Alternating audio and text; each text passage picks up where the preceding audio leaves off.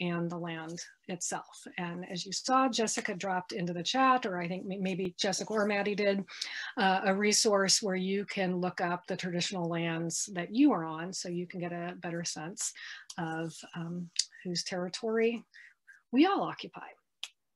So with that, I want to give a shout out to the other staff members who are with us here today. As I said, I'm Leanne Barris, the Executive Director. We have Jessica Zimmerly, our Program and Outreach Director, who is going to be speaking a little bit later. And Maddie Smith, our Operations Manager, who is staffing the technology and going to be helping us with breakout rooms and leading us in discussions. So you have a crackerjack team here with you tonight. And we also have some fabulous board members with us. I can't see all of you at once, but I know that Deirdre Gabay is with us, and Marilyn Cornwell, and Victoria Leisman. So if you're here, can you wave? And huge thanks to the Earth Ministry Board for your commitment to our mission.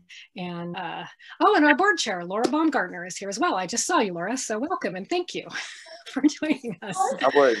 So it's great that we have a really energetic and engaged board of directors to guide us in our work here at Earth Ministry. And I know that we also have some new folks with us. So I wanted to take just 1 minute to give just a brief overview of some of Earth Ministry's work if you're not familiar with us. We work with individuals and congregations across Washington state and beyond, since many of you here today are from outside of the state. And we transform faith into action for the well-being of our communities and the environment. And so to do that, we organize people of faith to advocate for strong environmental policies and also provide strategic guidance to religious communities working towards environmental justice.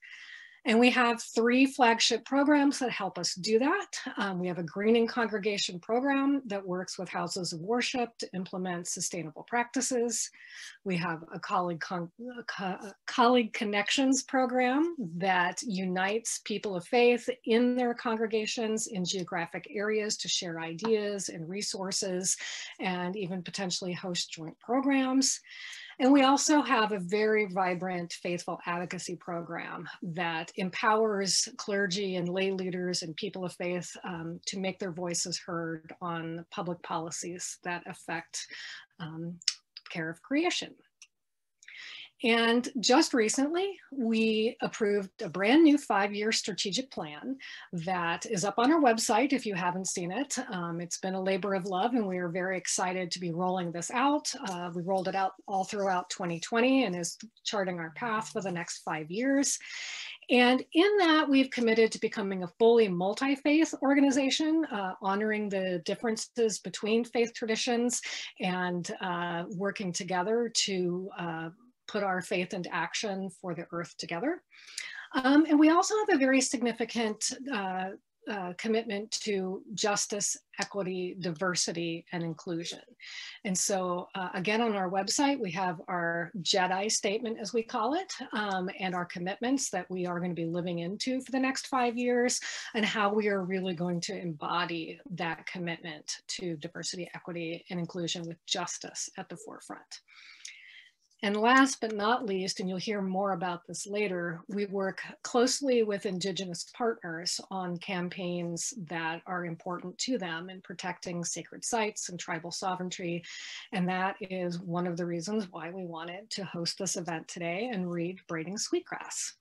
And so I will turn it over to Jess to share a little bit more about what we're going to be doing tonight and why we're so glad to have you join us on this journey. So Jess, take it away. Good afternoon, evening, depending on if you're East Coasters. It is good to be together on screen tonight. Again, my name is Jessica and I am the Program and Outreach Director for Earth Ministry, which means I have the joy of supporting houses of worship in the good work of living into their values of sustainability and stewardship and justice. And I also run our faithful advocacy campaigns. So really, we very much value putting faith into action here at Earth Ministry, and do that in a variety of different issue areas, from climate change to toxics to salmon and orca recovery and more. But tonight we are here to sit with a really beautiful book, Braiding Sweetgrass. So to warm us up, I'm just going to share a little bit about why we selected this book and what our hopes are for our time together. Before I go there, I realized I do want to provide a disclaimer that we are recording tonight's event. We have had some friends email asking about that since they weren't able to tune in live. So I want to just let you know that we are recording, and if you prefer to remain off video, we completely understand. So just that public service announcement. Okay, so Braiding Sweetgrass has been out a few years now, and it's one of those books where when I'm visiting with different faith communities, it's that book that people say, oh, have you read Braiding Sweetgrass? It's so good. And we had heard that multiple times, right? And last year, some of you might have joined us for an event where we sat with the book Active Hope by Joanna Macy. We were able to do that event both in person before COVID, and then again online. And so this is our second book in the recent future that we've chosen to sit with and lean into as the Earth Ministry community. And part of the reason why we chose Braiding Sweetgrass, not just because it was highly recommended and a great read, but is because as the Earth Ministry community, we have a deep commitment to Indigenous solidarity as a core value of ours. And part of our journey as allies is to take the time to do our own work, to really sit and receive the gift, we're going to be talking a lot about gifts, of Indigenous wisdom, and then see how it applies to our lives, our traditions, how we show up in the world as faithful advocates and allies. So you might be wondering, oh, well, why is there no native speaker here with us tonight? We, as a staff, really thought about it and decided that we wanted to hold this as a space for our community, which is primarily settlers, non-Indigenous folks to North America, to do our own work, our own learning. We have this gift that she has given us with her book, and that is the voice we are centering in our time together today.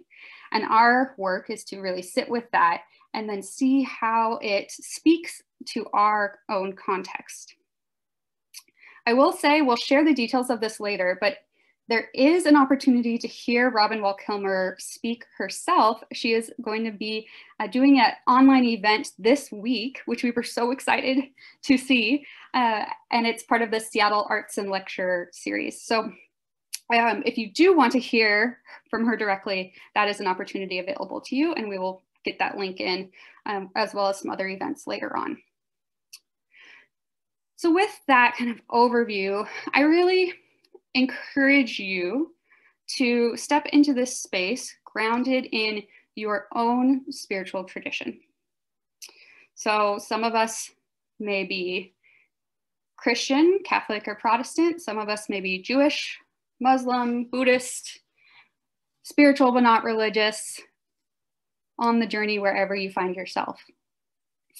And as Leanne shared in Earth Ministry's strategic plan and in our last year together, we have been really leaning into this growth as a multi-faith community.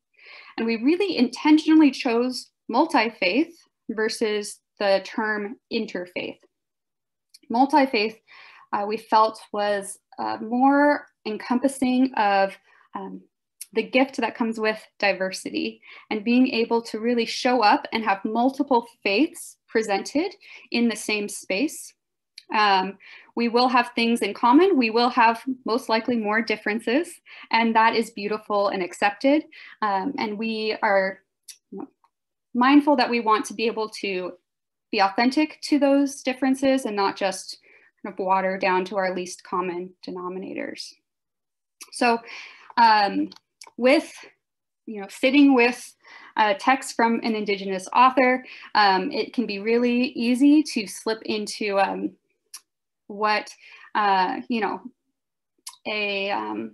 desire to adopt some of these Indigenous wisdom practices. And that is something to approach with mindfulness. We want to be really careful that we're not wading into the territory of cultural appropriation. We don't want to be co-opting Native spirituality. What we can do, and what I encourage of you, is to lean into, in those moments, to lean into what we call holy envy. So I'm in a seminary currently. I'm in my last quarter after 5 long years, many of you know. And so this is a term that comes up often in the ecumenical spaces in which I'm studying. Holy envy is when you can really acknowledge something that's not yours as really beautiful. Something that you might have that like gut feeling of like, oh, I wish that was mine. I wish I had that. Okay? You can acknowledge when that feeling comes up and sit with it. You can admire something and you can be inspired by it. But the line kind of gets drawn in adopting it as your own, right? So you can hold that holy envy and say, what is it in this that really speaks to me? And where might that show up in my own tradition? And really start to see where you can, apply what you're learning from other traditions to your own spiritual life and practice, but really knowing what that line is. And it takes practice, and we all will trip up from time to time, and that's okay. We are a learning community together. Holy envy also takes a bit of practicing to hold. So there's lots of great resources on holy envy out there. Robert Brown Taylor wrote a book about it. So something you could dive into in more depth later down the road. Okay, so with that mindfulness that we are stepping into this from our own perspectives to hear what Robin Wall Kimmerer is gifting us, I am going to just outline what our time together is going to look like, and then we will start to dive in with one another. So just to give you a sense of where we are going, this is going to be less of a book study and more of a time of reflection with one another. So if you're here and you are like, oh gosh, I didn't finish the book, it's okay. We understand, especially with everything in all of our lives these days. We are going to just have a few prompts to help spark conversation and see really where the book comes alive for each of us. So how we will do that is we're going to have a warm up in breakout rooms with one another. So we will have a chance for you to just speak to the book and your initial reactions to it. Then we will come back together. You'll hear a bit from the Earth Ministry staff about what really stood out to us. So we have a brief presentation of some themes and some main quotes that really resonated with us. And then we'll have another opportunity for you to go back to your same breakout groups and really start to think about applying what you are learning to your life, to your community and congregation perhaps. So really wanting to incorporate and embody what this book is offering us. And then finally, like I said, at the end, we'll have a bit of sharing. There's a lot happening. It's Earth Week of Earth Month of Earth Day. So there's a lot going on. And so we have more opportunities that we'll share with you at the end as part of our closing, as well as opportunities for you to stay involved with Earth Ministry and especially our campaigns that are in solidarity with Northwest Native tribes. So how's that all sound? 3 big parts and then a close-in, couple breakout rooms. I'm going to turn it over to my colleague Maddie, and they are going to introduce our first breakout room for you all and walk us through the process and coming back and sharing a bit as well. So Maddie, welcome. Yeah, thanks, Jess. So we are going to go into some breakout rooms for about 10 minutes.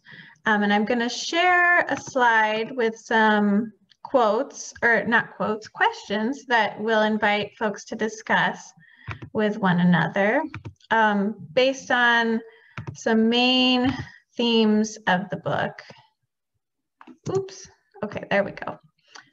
So what we'll invite, and we're going to be in small groups of 3 for about 10 minutes so that hopefully everyone has a chance to share.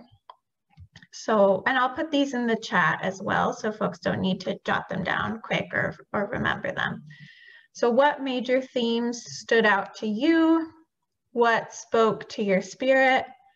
And what helped you see differently? I know I'm thinking a lot in particular about that last question from my reading of Braiding Sweetgrass. And I'll put these in the chat so folks have those available. And we're going to be in breakout rooms for 10 minutes, and I'll give a message at 3 minutes, 6 minutes, and 9 minutes, just so people can kind of keep track of, oh, has everyone had a chance to share in their about 3-ish minute allotment of time. Yeah, so we'll see you back here in 10 minutes. I do want to say I'm getting a couple of private chats sharing that you have not yet been able to read the book. Like I said, totally okay. And so in your small group sharing then, you might not have takeaways that you can speak to, but you can have what sparked your interest in this and what is it that you're hoping to take away from our time together tonight. So everyone can participate. Yes, absolutely. Let me just move one person. I never learned any of the Native American cultures or anything. My family, my dad and his siblings were all born on a reservation, but they moved off and completely embraced the American way. And I think a lot of it had to do, they were part of those boarding school kids that was, you know, their culture was squashed or, you know, encouraged to be is squashed, if you will. So anyway, reading her book for me, as I'm learning a lot about my culture, and I've been reading other books as well, but she just spoke my language. Like, it was like she could read my mind, you know.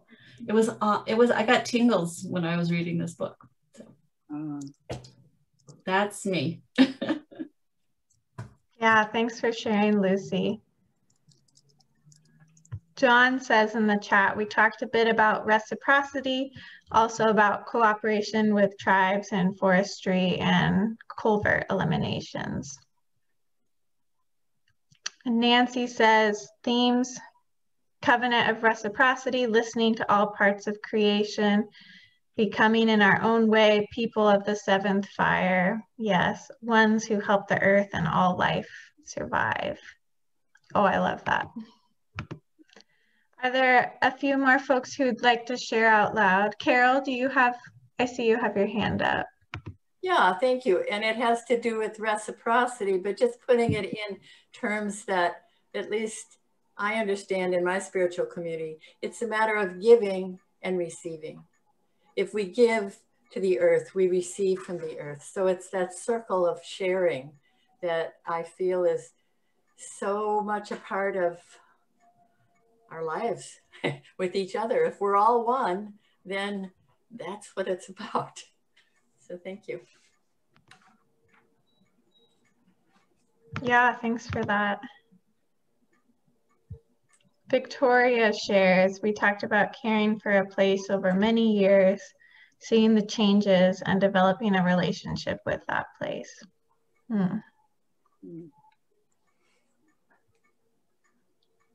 Yeah, we maybe have time for one or two more folks to share, and for as many people as they want to put in the chat what you all talked about. Yeah, any last takers to share out loud? No worries if not. I appreciate what Jan said in the chat about how important it is to get out in nature for hiking and birding, and to create that love, that firsthand love, that reciprocity between us and the natural world, to love it and be loved in return. Maddie? Yeah, Marilyn. I just want to build on the reciprocity piece, because I think one of the things that really struck me in this work is that resilience, the resilience of healing, the resilience as we move forward is based on reciprocity. So it's this, you know, how, and a quote that I read from the book at the very end is something along the lines of, as we heal the earth heals us. As we work to heal the earth. And it's so, yeah, the emphasis on resilience built on that foundation of reciprocity. Well, thanks for that, Marilyn. Marcia, go ahead. I think one of the important takeaways for me was that she does not use the word it to refer to any other being. And that just changes how you look at other creatures if you're not calling it an it.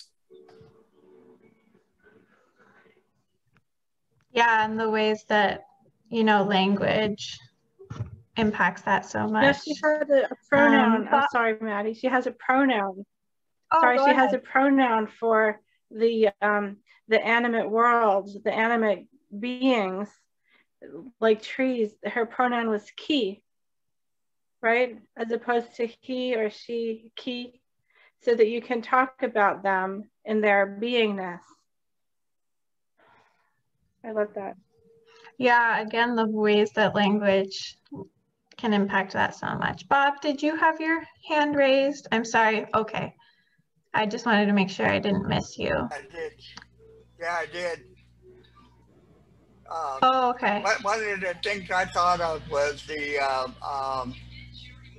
salmon ceremony that is done here in the Northwest.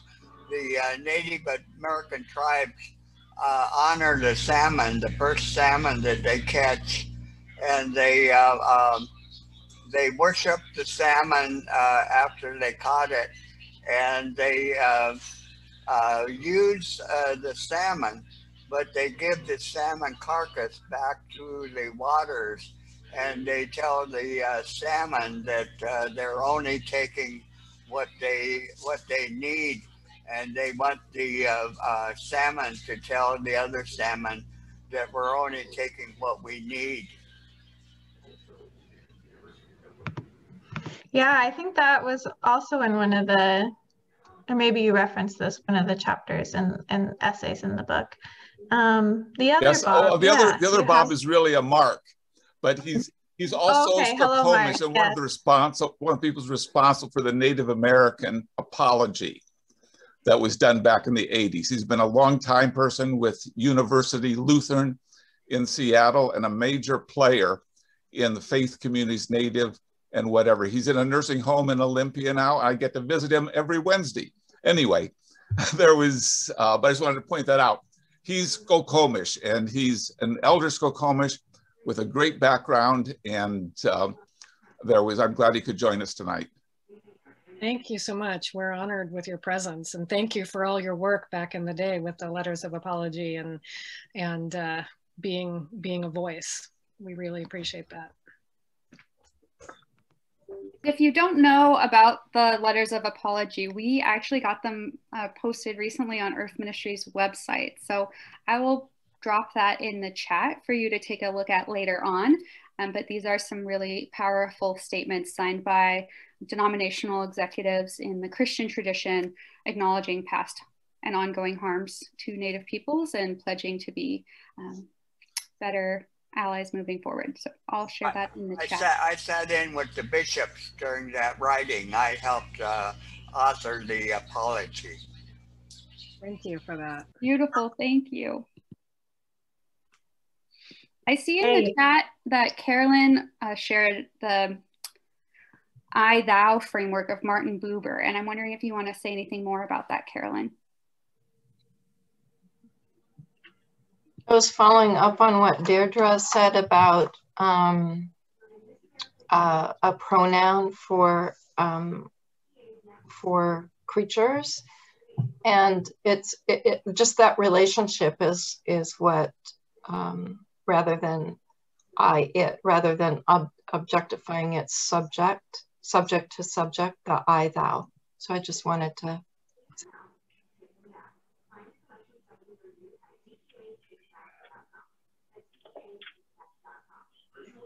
Great. I'm seeing some more good stuff shared in the chat. We could, keep talking about what we've shared about all night and what we've gotten from the book. Deirdre, maybe one last thing, and then I'm going to hand it back over to Leanne to, talk a little bit about what we see as Earth Ministry that we've gleaned from the book.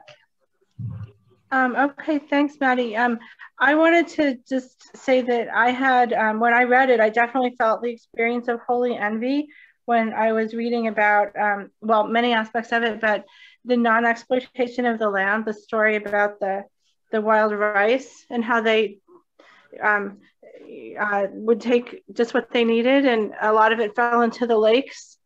And then someone came along and told them, you know what, you could actually manage to harvest a lot more of that. And they looked at him like he was crazy, because the whole point was was leaving it behind. And I shared that it was, it reminded me, when I sought back in my tradition, which is Judaism, for anything that reminded me of that, it reminded me that of not gleaning to the corners of your fields and not taking the gleanings and not taking what you've left behind, that the idea is that you're supposed to leave a lot behind in the field for a lot of different purposes. And I was happy that I was able to make that connection.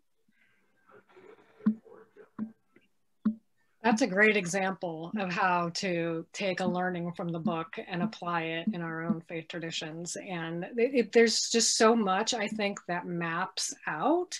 And, as we sit with our holy envy, we can also know that each and every one of us in our own core faith traditions has things that are just as beautiful and just as meaningful and are just authentic experiences and relationships and pathways that I think is exactly the point she's trying to make, that we have our own stories inside of us, and we just have to unlock them and let the love come pouring out. And that was one of the things that I really, really appreciated about this book. And I think that will actually be a good segue into sharing a little bit of what we saw at Earth Ministry in this book. So Maddie's going to start a screen sharing, and I'm going to kick us off with talking about gifts and gratitude. And many of you have already identified this as a theme that resonated with you in the book. I heard several folks mention that in the breakout groups and also in the sharing we just had. And the chapter that I loved the whole book, but the piece that I had the holiest envious about was the chapter on the allegiance to gratitude, when she talked about the Thanksgiving address and how they would start every meeting, every ceremony, every negotiation, every event with this long litany of gratitude to the earth and its creatures and the directions and the weather and the land, the sky, the waters, and to the creator that made it all. And I loved that. To me, it just resonates because is starting from shared values. And that's something that we talk about a lot at Earth Ministry, is that we can connect better with people on issues that we care about when we start talking from a place of shared values. And, you know, in my faith tradition, I come from the Christian faith tradition. A lot of times, you know, we talk about religious values of stewardship, of justice, of loving our neighbors as ourselves. And so we all have those same values that we share within our own faith traditions. But I really appreciated the fact that she extended that to the whole world. And, you know, remembering the gifts and being grateful for them, you know, ties directly into cultivating a culture of gratitude. And so if we can move on, Maddie. When we think about cultivating a culture of gratitude, a gift from the earth creates an ongoing relationship. It creates a bond between people and creation. And so saying thank you is recognizing all that we have been given, acknowledging the gift, appreciating it, and valuing it. And ceremonies play a big role in that. And she talks about the first coffee ceremony that started with trying to clear the grounds from the coffee pot, but then morphed into something more meaningful to share that gift with the world and to say thank you. And we have those ceremonies in our faith traditions as well. In the Jewish tradition, there's Tu B'Shavat, the New Year of the Trees, giving thanks to creation. In the Christian tradition, we have Rogation Days, giving thanks for the harvest and the bounty of the earth. And many Muslims right now are celebrating a green Ramadan and thinking about how to live more lightly on the earth in this holiest of months in the Islamic tradition. And so all of these ceremonies are a way of saying thank you and hoping that the land says in return her quote that like, oh, here are the people who know how to say thank you. And cultivating that culture of gratitude is really the first step in forging that relationship. Let's move on, Maddie. And then there's also giving back. Expressing gratitude is uniquely human, yet gratitude alone is not enough. We are called not just to say thank you, but to give back in return the gifts that we have been given. And so, as we just said, you know, a gift creates an ongoing relationship, a bond between people and creation. And reciprocity is acknowledging that relationship by giving back with the same generous heart with which the gifts have been given to us. And then keeping going with that theme of gifts and gratitude, our work is understanding that we have a moral and ethical obligation to give back. And the real work, where the real work begins in each of our own lives, is to determine what our gifts are and to share them with the world. And I just loved all of the diverse examples of the botany students at the Cranberry Lake Biological Station when she posed that question, like, what do we owe back to the world for the bounteous gifts that are given to us? And how can we say thank you, but not with just our words, but with our deeds? And all of these young, 20-something college students shared a diversity of ideas from each of their own particular backgrounds, traditions, experiences, and skills. And, you know, that's what makes us a whole community is, you know, some are the hands and some are the feet, some are the artists, the musicians, the activists, the politicians, the ecological restorationists, and we need all of us giving those gifts back to the world. And so I really appreciated that focus on gifts and gratitude. But moving on, we also have to talk about responsibility and reciprocity. And the Thanksgiving address reminds us that duties and gifts are two sides of the same coin. And so our gift and our duty is to give thanks, to care, to act, and give back. And I heard, I think it was Marilyn brought up the covenant of reciprocity, which is just this other beautiful quote that is shared here. But the power of gratitude is to be invited into this covenant of reciprocity, to understand that appreciation begets abundance, and relationships are grounded in mutual benefit, and that wealth is about having enough to share. And so there was this other quote that really resonated with me, and I want to read it to make sure that I get it right. In a culture of gratitude, everyone knows that gifts will follow in a circle of reciprocity and flow back to you again.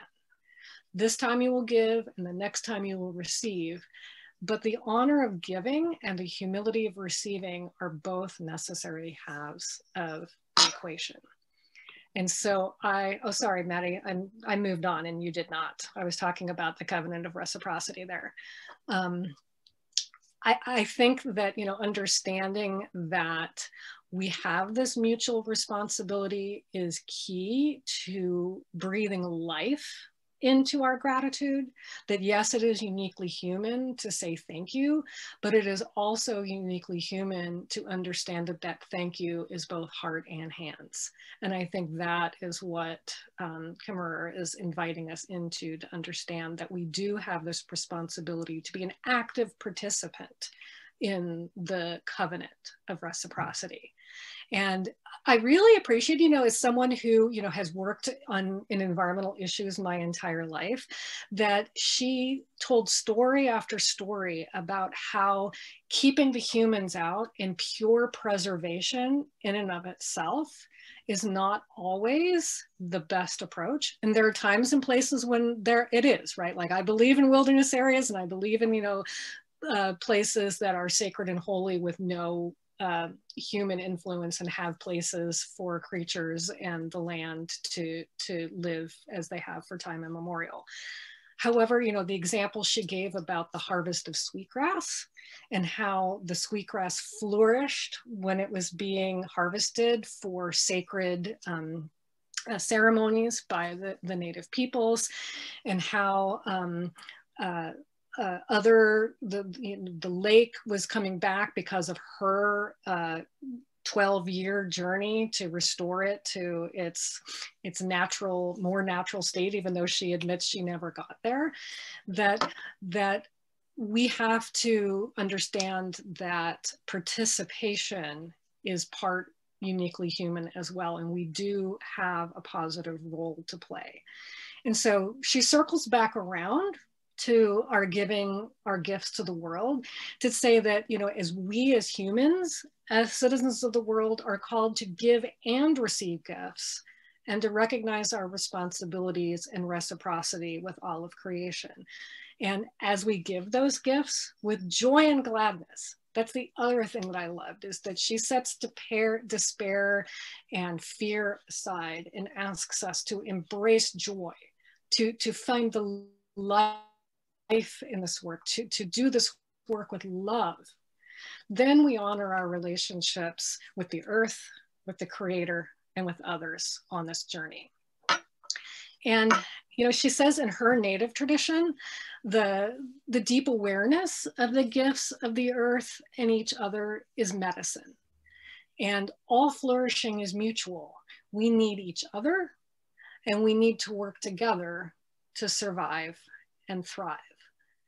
And so thinking about this, you know, in a multi-faith setting, you know, in the work of Earth Ministry, Jewish leaders would call this work tikkun olam, right? Or repairing the world.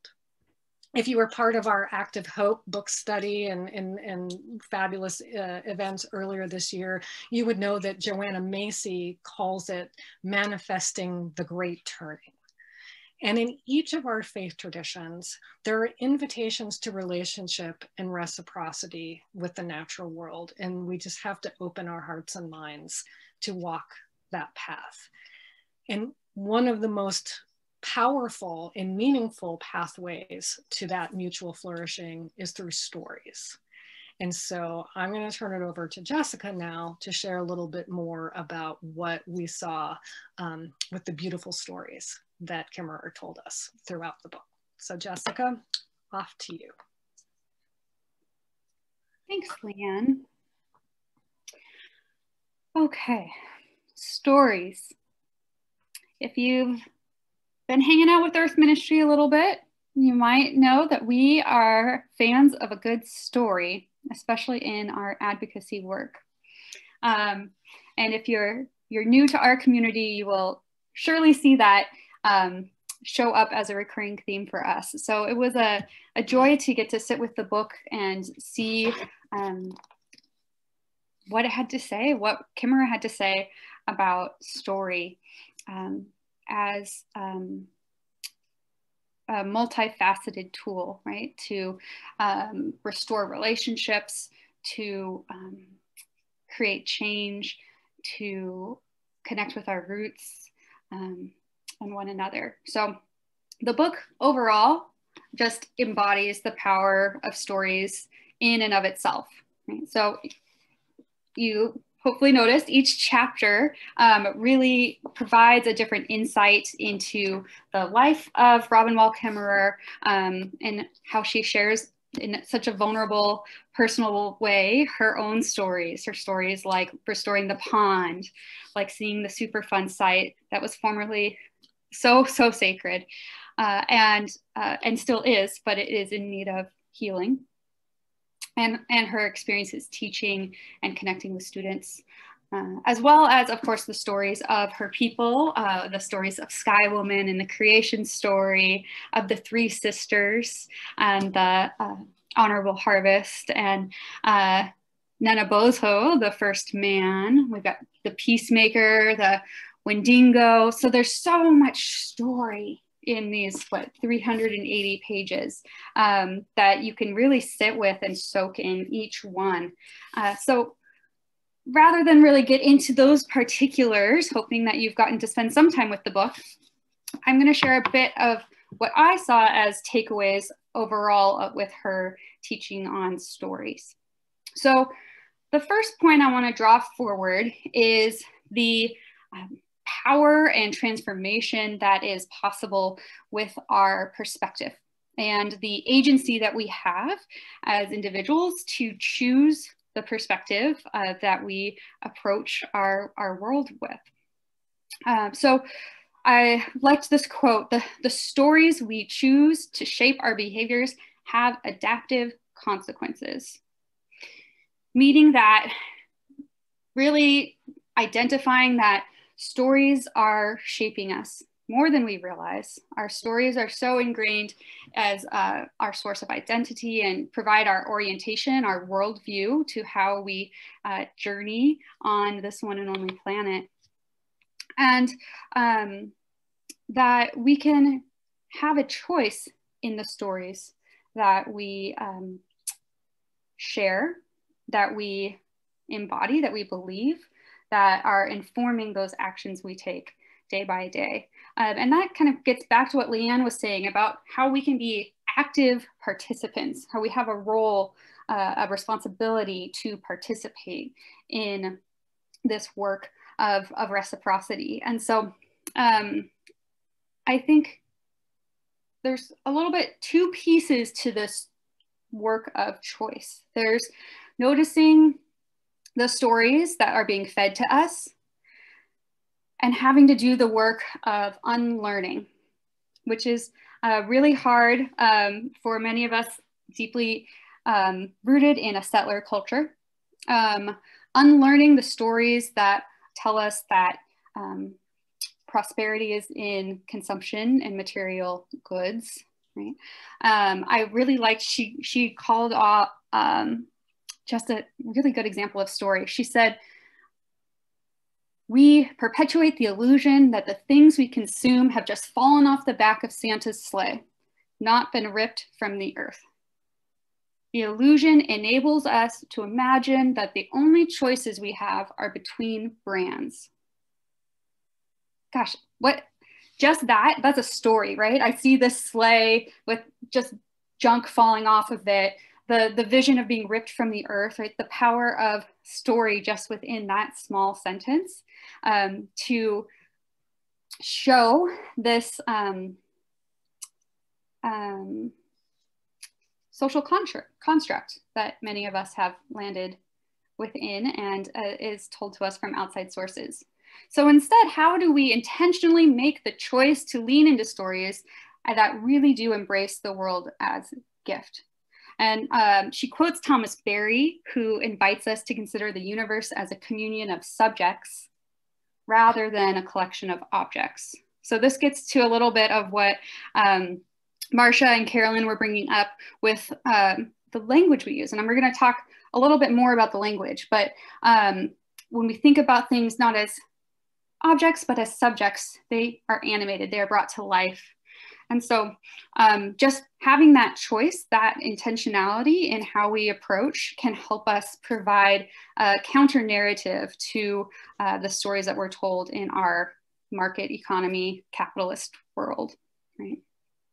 Of course, we also believe that we need to do some advocacy work around that as well. So, you know, Earth Ministry is all about that. A little more too about language. So she presents language as really a gift and a responsibility to be intentional about. And I love this quote around language is the dwelling place of ideas that don't exist anywhere else, the prism through which we see the world.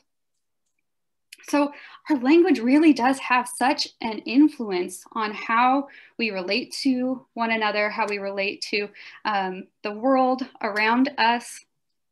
And there's a few things she pulls out. She talks about a grammar of animacy. So this gets back to that idea of instead of referring, like, you know, we don't refer to our family as it, right? We use pronouns, we use people's names, right? The power in a name that really does build a relationship. And from that relationship is that reciprocal nature. And when you use that more active language, when we use more verbs and when we use people's preferred pronouns, we're really honoring our kinship with one another and reminding ourselves of that as we address one another. Okay, so those are some more, I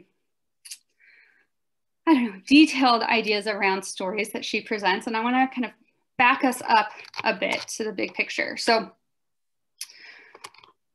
let's go to the first point here, Maddie. Thank you.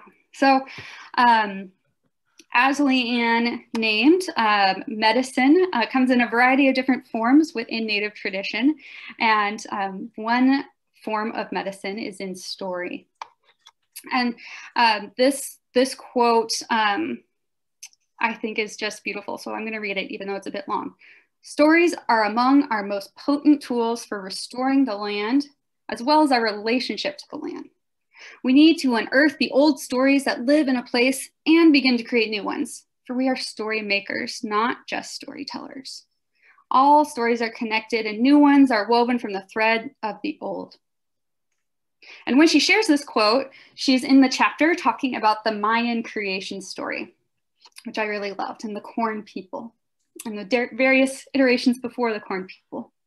And bringing this very ancient story into current context and asking questions of what is this story asking of us today? And what can we learn from it? And what can we heal from it? And what can we share from it? And she also in this chapter shares a quote that I think is really important for many of us to remember too. So she's quoting David Suzuki, and he said that immigrant culture must write its own new stories of relationship to place. So those of us who come from a heritage of immigrants had at one point deep connections to a land in a place that might be far away. And what are those stories? How can we identify the roots of our own culture in order to, in a way, better relate to others and be that healing medicine? Earth Ministry and our board got to do some really beautiful work over the summer together, where we did a process called the Intercultural Development Inventory. It's through the Kaleidoscope Institute, and we worked with a consultant to really walk through this. And it's a process of building what we call cultural competency. So being able to relate to people across different cultural backgrounds. And the big piece of the work, I think a big takeaway that the board shared within that is really the foundational work of getting to know your own stories, your own culture, in order to actually better understand others. Could seem a little counterintuitive, but I promise when you start to see your own stories, your own culture, your own traditions, like we're kind of talking about throughout tonight, then you can see where there are maybe parallels that show up elsewhere, or things to be mindful of in your interactions with one another. Okay, and then, whoops, we're zooming through our slides here. My last piece that I just want to share briefly is that stories create change. So she says it is not just changes in policies that we need, but also changes to the heart. Scarcity and plenty are as much qualities of the mind and spirit as they are of the economy. Gratitude plants the seeds for abundance. So I just pull this quote forward as our last one. It's on page 376, because it's getting at, she's saying we need not just change in policies, but also changes to the heart. And here at Earth Ministry, many of you might know me from a context where I've come to talk to your congregation about faithful advocacy or any of the environmental justice campaigns that Earth Ministry works on. And if you've been with me in those spaces, you might recall me saying that we are really trying to be faith forward in sharing our values and in moving the conversation from the head into the heart. That is a gift that we bring as the faith community, is that we can name and articulate our values that are rooted in various traditions that bring us together, that bring us out into the world. And that, at the end of the day, is what a decision maker will remember. They'll remember a good story when their head hits the pillow way more than they'll remember any fact or figure that a lobbyist threw at them. Right? So that's our job. We often, as we find ourselves often as faithful advocates in this movement for environmental justice, is to show up and tell our stories, to connect with the hearts, and that will create a change of heart that is contagious as is much needed for the healing of our world. Whew. Okay, I got a little preachy there, but that's what I have to say about story. And of course, I'm happy to carry on the conversation. So Earth Ministry does do, like I said, workshops on advocacy and also a storytelling 101 class that I love to teach. So if this is piquing your interest and you want to dive in deeper, don't hesitate to be in touch and we can continue exploring together. But for now, it is time to come back together and have one last conversation with your small group to think through how you want to incorporate some of these main points and learnings that we've discussed tonight. So we have one more prompt. Maddie, can you please pull that slide up with our questions? And this is kind of bringing us back to gift in a really beautiful circular way. So I want to pull forward the quote that the most important thing each of us can know is our unique gift and how to use it in the world. So with this understanding that gifts are meant to be part of a reciprocal relationship, something that you give back. And Kimmerer has given us the gift of her wisdom in this book. And we've had the gift of this time together to sit with it a bit. So what is it that you will take from this hour and a half tonight and share out with the world? That could be in something that you apply to yourself, to how you walk through your day-to-day life. It can be something that you really intentionally share with a loved one or even a stranger. Or it might be something that you bring to your faith community, your congregation, and encourage further consideration of. So Maddie is going to reopen our breakout rooms. For the most part, I think you'll be in the same groups. There might be a little bit of moving around. And you have another 10 minutes to chat on this topic with these questions as your guide, but you can also reflect on any of the sharing from what we heard from one another, or Leanne's talk on gift and gratitude and reciprocity and responsibility, or story, etc. Okay. Okay, I'm sending folks to breakout rooms, and you'll have 10 minutes, and I'll be sure to give folks warning before we finish. Chat, anything that came out of your breakout group together. And if you have to peel off, that's okay. I see some notes coming in with that. And if you really, we can take like a couple out loud if somebody really wants to speak. It's always good to hear other voices. So we can take a couple out loud and then share as you wish in the chat what came forth in your incorporation of learnings conversation. May I just say something about healing? Both people in my group spoke of that.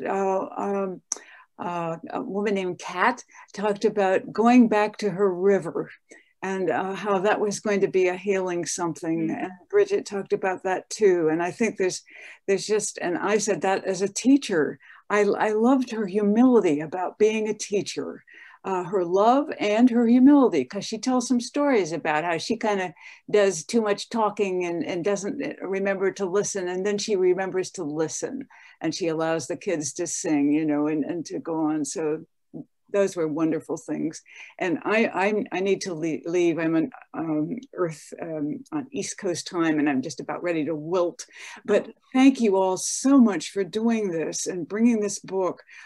This morning I talked with a friend, who meets a person in prison who is a Lummi Indian. That's one of the tribes in the east of North Carolina. And she said, we've been talking about this book, and now I know I have to share it with him. So I just, you know, I love that. Thank you very much. Thank you, Nancy. Yeah, what a beautiful example of the web of reciprocity, sharing out, and the healing that can come with it. Thank you all. Many blessings. Maddie, do you want to pull some stuff forward from the chat? I'm not very good at sharing or tracking chatting. Yeah, Catherine says, we shared practices of gratitude and story sharing. I am very grateful for the time with my small group and with this larger community. Victoria says they're looking forward to bringing those lessons to their congregation and community. And another Victoria said, talking about sharing stories as testimony for legislative advocacy. Yeah, that's Jessica's favorite thing, I think. Wonderful. Well, please keep throwing your reflections in the chat, but we do want to share with you a couple of other related events that are happening this week. Jessica did mention the fact that Robin Wall Kimmerer is actually speaking at the Seattle Arts and Lectures series on Thursday, and Maddie's going to drop a link into the chat for information on how to get signed up for that if you want to hear her speak in person.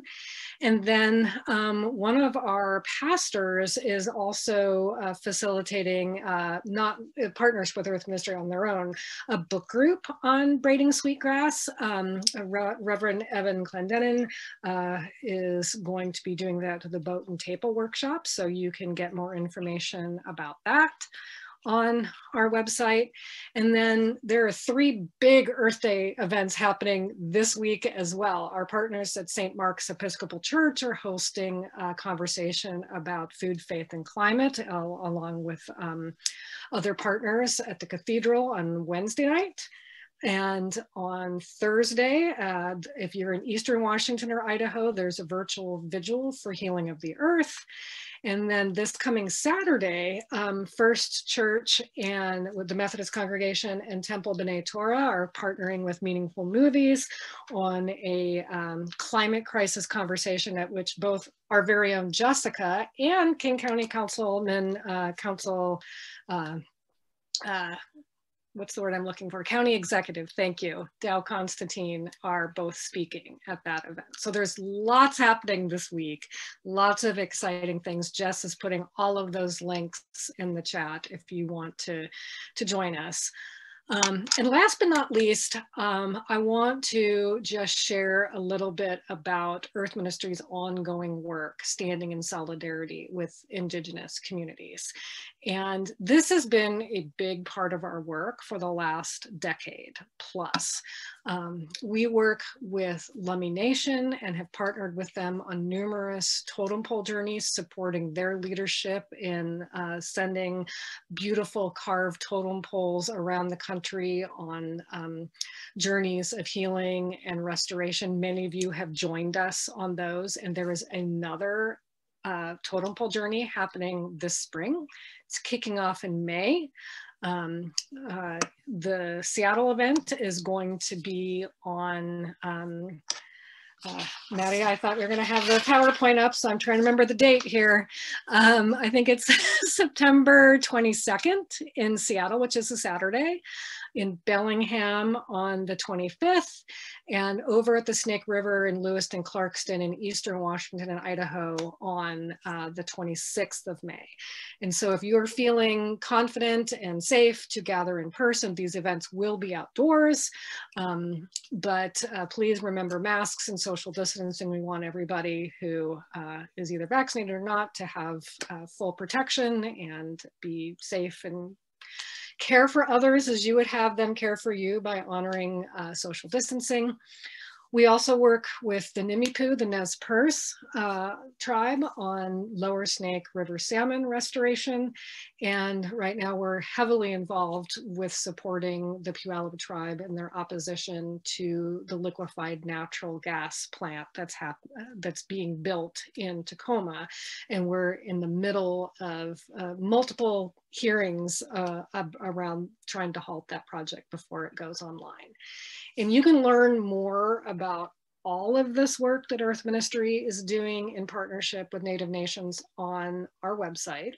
And if that page has not been dropped in the chat yet, we have an entire page about Indigenous solidarity campaigns and why we do this work, including more information about how to do a land acknowledgement in your faith community, and the letters of apology that we talked about earlier. And you are an integral part of Earth Ministry's support. The Native Nations have come to us and asked Earth Ministry to help engage people of faith in these campaigns that protect their sacred sites, sacred lands, waters, tribal treaty rights, endangered salmon and orca populations. So please join us. This work is as important as the work of restoring ponds and Superfund sites and restoring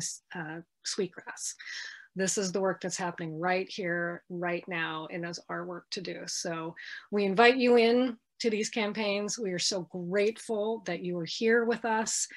Thank you so much for spending your time and sharing your thoughts and wisdom. I wish we could have another hour of conversation, but I know many of you want dinner and to enjoy the last vestiges of sunshine, but just thank you for all that you bring. Just a quick thing, Leanne, and that's, you do have a place to donate on your website, yes? We most certainly do. All right, Thank you so much, Carol. You should actually say that. I did not plant, Carol. It's okay to be direct. Yeah, so if you go to Earth Ministry's website, I'll type it in, there is a join and donate button, and we would very much appreciate your financial support as well as your activism and your prayers, because this work is meaningful and it takes your gifts. And again, we've come full circle to gifts and gratitude.